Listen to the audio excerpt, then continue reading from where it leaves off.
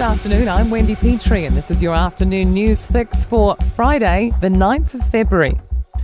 Minister Simeon Brown has laid out priorities for Auckland Transport, ticking off another item on the government's 100-day plan.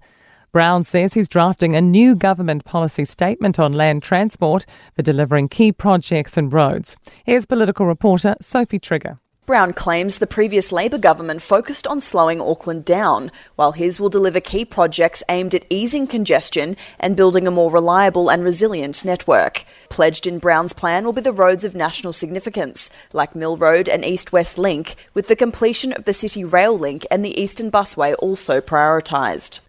Joe Biden's hitting back against claims his memory is faulty.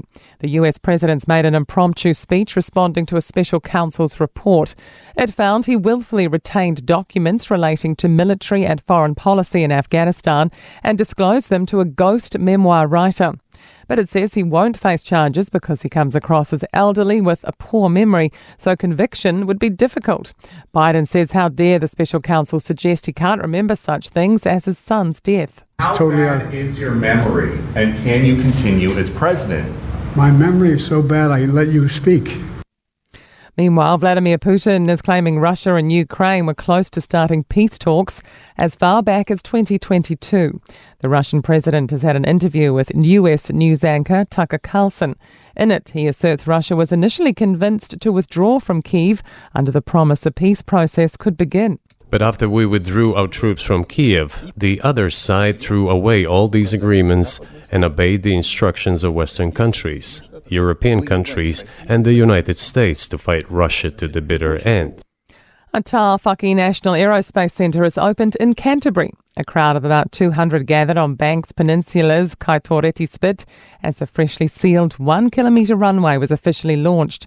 It will be used for aerospace flights and horizontal launches. CEO Linda Falwasser says compared with other international facilities, it's world-leading. That is thinking about how it rejuvenates the environment, testing and trialling different craft and how it integrates with the airspace in a city centre. And she says the environmental focus and Indigenous leadership makes this unique. The rats are back at Countdown Dunedin South, which is now closing for 48 hours. The supermarket's been working on an infestation after photos late last year showed rodents roaming deli shelves. Woolworths New Zealand store director Jason Stockel says there's been no evidence of rats since January 28. But he says the current plan isn't working as well as anticipated, and 4 rats were found this week. They expect to reopen on Monday.